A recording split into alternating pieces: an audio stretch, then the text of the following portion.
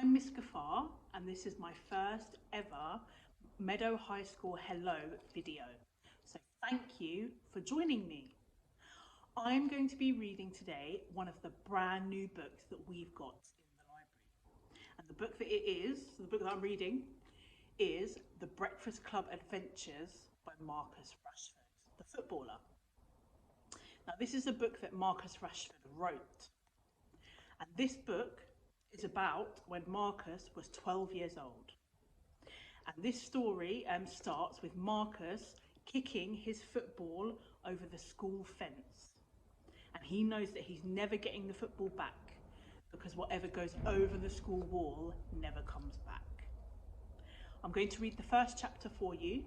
Let's go.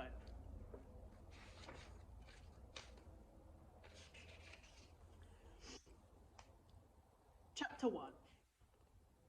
Marcus pushed open the doors to the canteen and strode into Breakfast Club. The room was bright, airy and warm, filled with the sound of kids talking loudly. The smell of freshly made toast and sweet orange juice wafted into Marcus's nose. "Hey, Marcus!" A large crowd was huddled around one of the long wooden tables that stretched through the canteen. An arm waved above everyone's heads, beckoning him over. "Hey, Amira," Marcus said, smiling as he walked towards the table. "I nominate Marcus to take my turn for me," Amira announced loudly. All eyes turned on Marcus as he squished through the group. They were gathered around a tall, wobbling Jenga tower on the table. He looked up at Amira with an eyebrow raised. "Are you sure?" he asked. Amira nodded. "You left me one of the hardest turns," Marcus muttered, looking at the tower. He scratched the back of his head. Then, without hesitation, he reached out and expertly tapped a piece.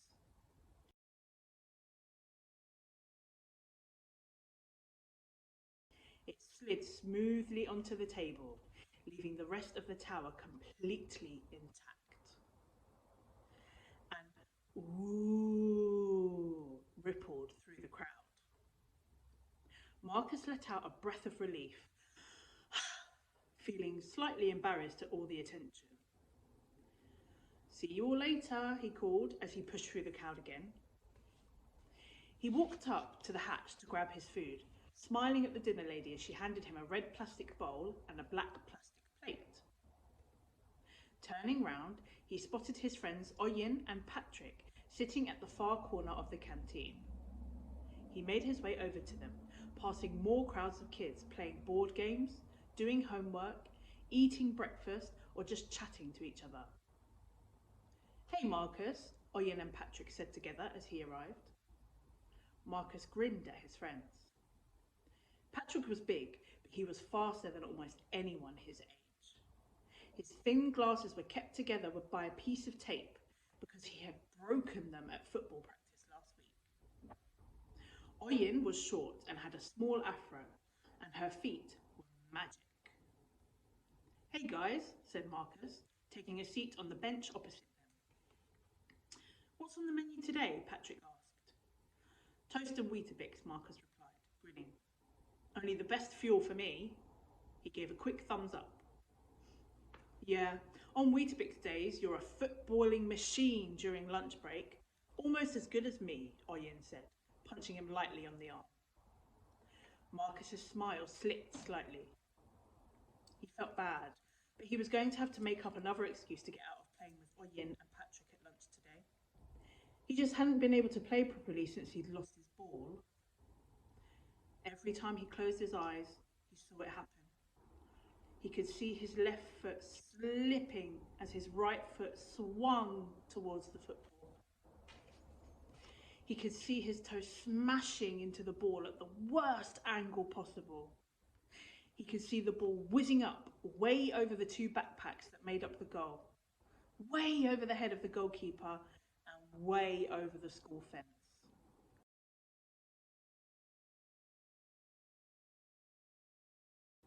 And then it was gone. lost by the building next to his school. It had happened more than a month ago, but he could still see it all. Hey! Oyen poked Marcus's forehead gently. Is anyone there? Marcus blinked hard. What were we talking about again? He asked. You were remembering kicking the ball over the fence, Patrick said. Marcus sighed. How did you know? Marcus, whenever you go quiet these days, you're thinking about that ball, Oyen said. Patrick nodded, taking off his glasses and giving them a good clean before placing them back on his face. I just know I can still get it back, Marcus muttered. We walked along the whole fence, Marcus, looking through to see if we could see it, Oyen said kindly. It just wasn't there. Maybe I just wasn't looking hard enough, Marcus said. Maybe I should have gone over.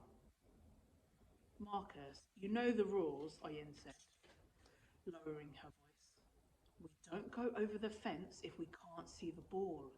It's too risky. Yeah, you heard Mrs. Miller, right? Said Patrick.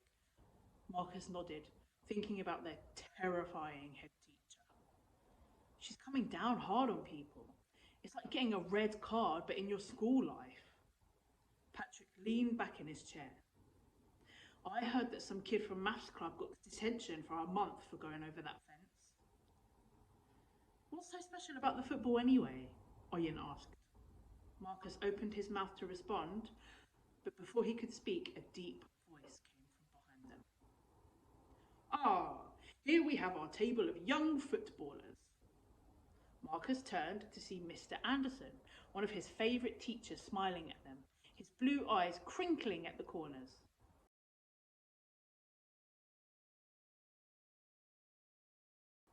Mr. Anderson was tall and had short grey hair, and every day without fail he wore a tweed jacket with patches sewn on at the elbows. He taught music, but often ran the Black Breakfast Club too. Not just that, we also have a trumpet player, Patrick said, referring to himself. And a maths person. I'm good at maths, Oyen pointed at her chest. Well, I'll be sure to keep that in mind, Mr. Anderson said. And I hope you lot have done your homework. He raised an eyebrow.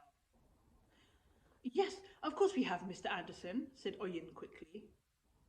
Ah, Oyen, that's what you always say, Mr. Anderson sighed. He pretended to roll his eyes, winked at them, and then walked away. Young footballers, Marcus muttered glumly. Not me so much anymore, not when I'm still on the bench.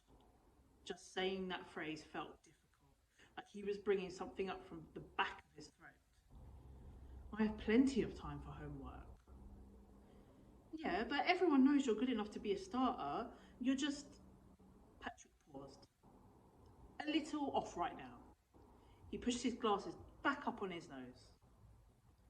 Marcus looked down at the table. Marcus, Oyen began tentatively, why don't you help us let you... Thanks for offering, Marcus interrupted before she could finish. He forced a smile onto his face. I do appreciate it, I really do, but I already have someone who can help me get my touch back. I just need to wait for her to get back. Patrick and Oyen sighed. Marcus felt awkward under their gaze. I'm going to the bathroom, he said, standing up.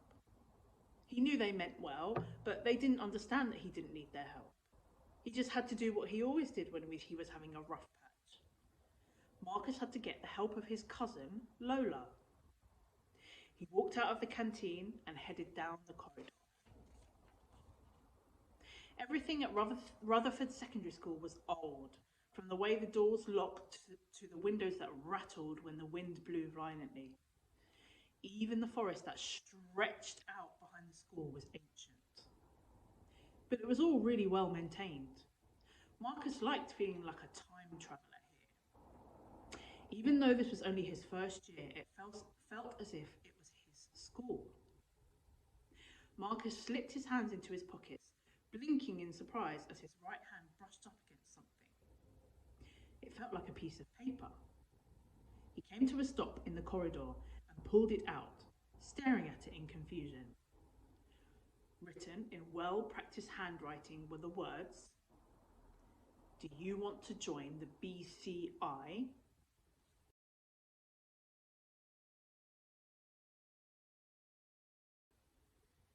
If it wasn't for the marks that the pen had pressed into the page, Marcus would have thought that the words had come out of a printer. The BCI, Marcus frowned. He had no idea what it stood for. He peered down the corridor, searching for the person who had slipped him the note, but the hallway was empty. There were 2 square boxes drawn onto the page. Yes was written below the one on the left, and no was written below the one on the right. Yes or no? How was he supposed to decide if he wanted to join something he knew nothing about? Marcus's eyes flicked between the boxes uncertainly. Suddenly, there was a loud squeak from down the hall. Marcus glanced up. A classroom door ahead was swinging closed, but he hadn't seen who'd gone through it. Was it whoever had slipped him this note? He set off towards the door, his body moving before he had time to think. He was almost there when he suddenly realised what he was doing. He stopped and smiled to himself. Why was he chasing some random person because they might have tried to prank him with a note? It was all silly. Shaking his head, he turned around and walked back to Breakfast Club.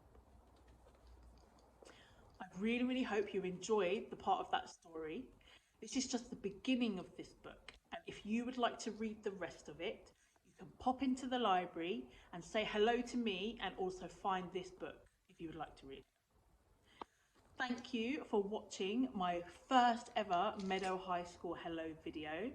Really hope you enjoyed, and I hope to see you in the library very soon. Thank you, bye.